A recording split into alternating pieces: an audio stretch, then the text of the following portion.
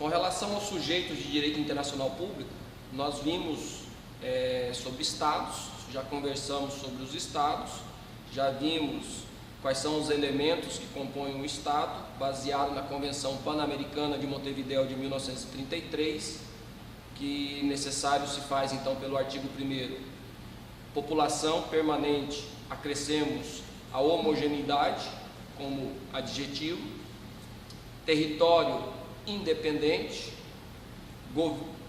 território delimitado, governo independente, e depois do Estado estar de posse desses elementos, ele busca o reconhecimento internacional. E vimos, depois do reconhecimento, nós vimos a questão das responsabilidades, aí a responsabilidade internacional do Estado. Nós vimos que o Estado ele é responsabilizável internacionalmente, baseado então nos seus atores principais, quais são o Executivo, o Legislativo e o Judiciário, seja por ação ou seja por omissão desses órgãos. E vimos que o indivíduo também pode gerar uma responsabilidade para o Estado do qual ele é nacional. E, acrescido então ao sujeito de direito internacional público, nesta aula nós vamos cuidar sobre as organizações internacionais intergovernamentais. E na próxima aula, nas aulas futuras, nós vamos ver o último sujeito de direito internacional público, que é o indivíduo. Com relação às organizações internacionais intergovernamentais, no mapa aqui a gente pode identificar, e a partir do momento que a gente ouve determinados nomes, a gente reconhece como organização internacional. Então temos aqui a NAFTA, que integra a questão do comércio entre Estados Unidos, Canadá e México, o Mercosul, Brasil, Argentina, Paraguai, Uruguai e a Venezuela, a Comunidade Andina, que aí nós temos a Bolívia, nós temos o Equador, nós temos a Colômbia e nós temos parte do Chile, né? Então, território chileno. Aqui nós vamos ter a Liga Africana, que vai ter a sua atuação aqui na África, a União Europeia. Nós temos aqui nas Oceanias outra organização internacional, e aqui a grande maioria são de cunho econômico. Então são organizações internacionais que têm por fim a questão da integração econômica.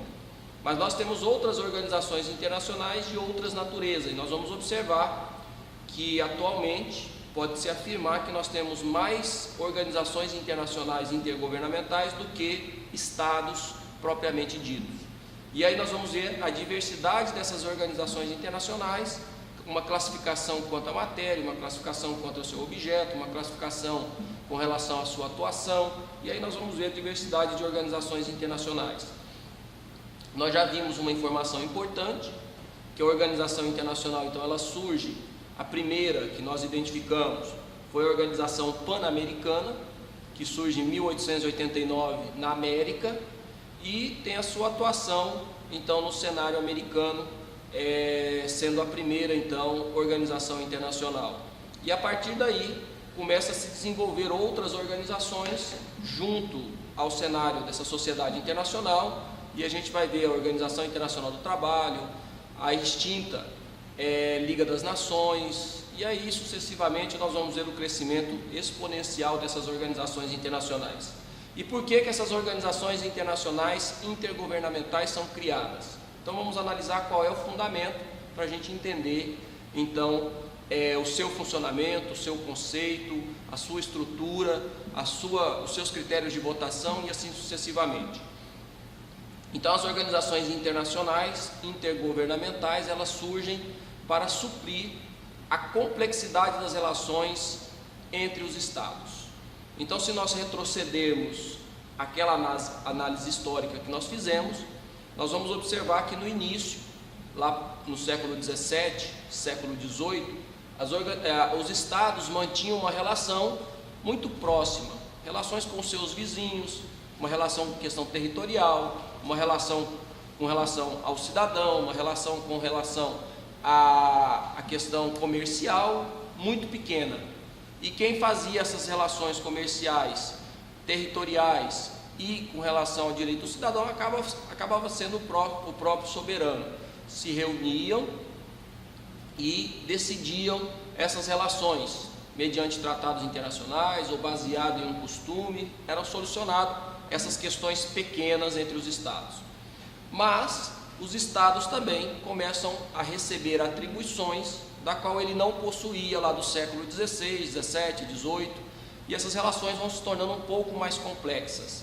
E aí nós podemos observar, principalmente depois do século XVII, algumas situações ocorridas na Europa que tornam essas relações mais complexas, como por exemplo, saúde pública. Então, a questão da saúde pública, ela num primeiro momento era uma questão interna do Estado, e ele resolvia internamente os problemas de saúde pública. Mas depois começaram a ter reflexos, e os estados perceberam que esses reflexos com relação à saúde pública extrapolavam a fronteira do Estado. E o soberano do Estado A não poderia decidir sobre o problema de saúde pública no Estado B. E que o problema de saúde no Estado B poderia atingir tanto o A, como o C, como o D, como o E, e assim sucessivamente, causando uma epidemia ou uma pandemia. E aí na Europa ocorreram, nesses séculos 17, 18, 16, epidemias que dizimaram parte significativa da população. E os estados passaram a entender que eles não conseguiriam resolver os problemas de saúde pública isolado, e que não necessariamente resolveriam só com o seu vizinho, precisava de manter uma relação com os outros, e aí surgem as questões das diplomacias. E aí, além da saúde pública, nós temos outros assuntos que interferem nas relações do mundo inteiro, como por exemplo, uma questão que a gente nem leva muito em consideração, a questão, por exemplo, do fuso horário. Então, imagina se cada estado tivesse a sua própria hora, ele escolhesse qual fosse o seu horário oficial. E a gente observa que não é assim. Existe uma estrutura mundial e existe um horário mundial.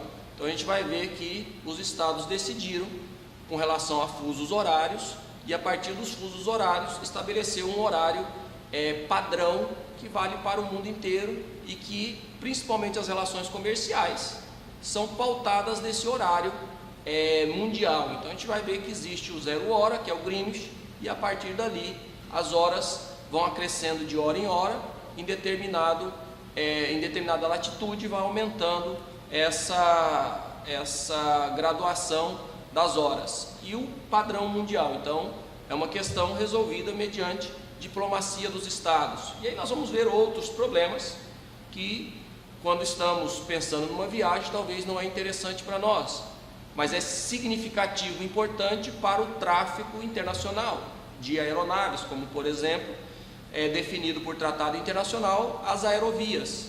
Então quem vai para o norte vai, por exemplo, numa aerovia ímpar, quem vem para o sul vem numa aerovia par. Entre uma aerovia e outra são aproximadamente 1.000 ou 2.000 pés, que se limita entre uma aerovia e a outra. Para que isso ocorre? Para não haver colisões entre as aeronaves. Então é um padrão internacional, mediante diplomacia. E a gente vê outras questões tão importantes quanto e que nos afetam no dia a dia, a questão da segurança internacional. Então a gente vê muitas vezes notícias, e que essas notícias levam que fulano de tal é procurado pela Interpol, fulano de tal é procurado em determinado país e entra na lista da Interpol. Então o que é isso? Os estados convencionaram, através das suas diplomacias, fazer uma rede de segurança internacional para localizar determinados fugitivos, os mais perigosos, e assim sucessivamente. Então quando a gente observa que a relação que era tão simples de fronteira, cidadania e comércio entre países vizinhos começam a se tornar complexas, e o soberano sozinho não consegue mais essa celebração dos tratados internacionais. Então a gente tem duas grandes influências. Primeiro, os tratados internacionais eram entre vizinhos, então na sua grande maioria também eram tratados bilaterais, aquilo que nós estudamos lá em tratados internacionais, ou seja, somente entre dois estados. Com as relações mais complexas, nós precisamos então que um tratado tenha maior efetividade. Então não é mais só a relação entre vizinhos, mas agora uma relação entre 5, 6, 10, 15, 20 ou 193 estados que compõem a Organização das Nações Unidas. Então nós temos um tratado agora que é multilateral.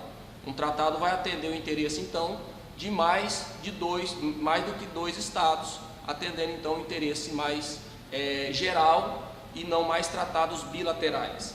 E o que os estados, a partir do final do século XIX, início do século XX, começa a visualizar? Que precisa então de um órgão, de um apoio para que essa diplomacia ocorra de uma forma mais célere. Então os estados criam esse órgão de apoio e o nominam de Organização Internacional Intergovernamental. Então aqui, dentro desse nome, nós podemos identificar alguns elementos que nós vamos desmembrar e estudá-los no decorrer da aula. Por exemplo, intergovernamental, então é a participação de estados. Então é uma organização que é fora do estado e que os estados participam da sua criação e do seu desenvolvimento. Então nós vamos já diferenciar essa organização internacional intergovernamental daquilo que nós conhecemos do dia a dia, que são as chamadas ONGs, organizações não governamentais. Então, na organização não governamental, o próprio nome já identifica, não tem participação de governos, é particulares, é privados, é pessoas físicas ou pessoas jurídicas de direito privado. Aqui não, são organizações que participam estados. Então, os estados que criam essas organizações para suprir o interesse dessa complexidade da sociedade internacional.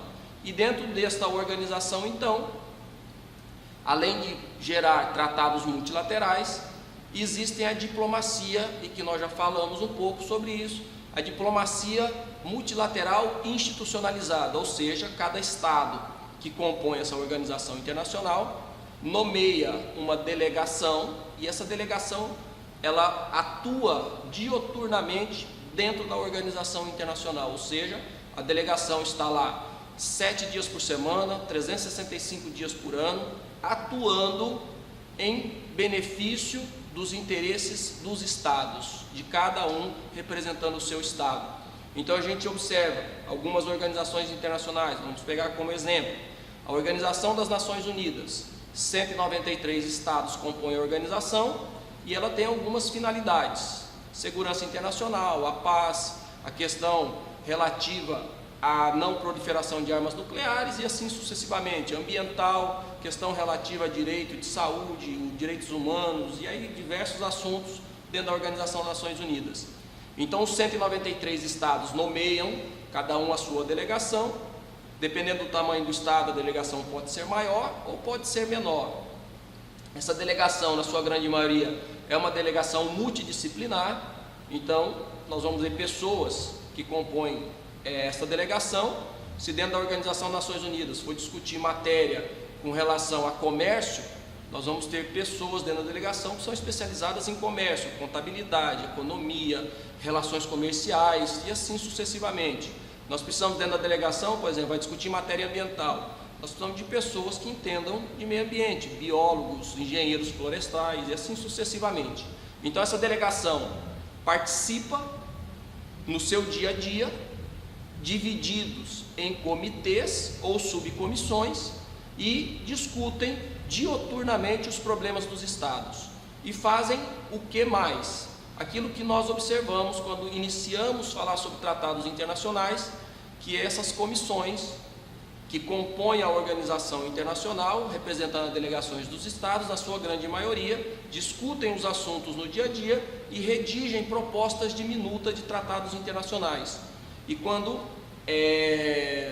essa organização internacional ou os estados decidem convocar ou convidar outros estados para discutir determinados assuntos, mediante uma assembleia ou mediante um congresso, essas delegações já encaminham a minuta sobre determinado assunto para fazer parte integrante daquela discussão, ou seja, a minuta que vai dar início à discussão dos tratados internacionais. Por quê? Porque essa delegação que está dentro da Organização Internacional Intergovernamental já elaborou nas discussões diárias deles as dificuldades, identificou os problemas e possíveis soluções, e nessa minuta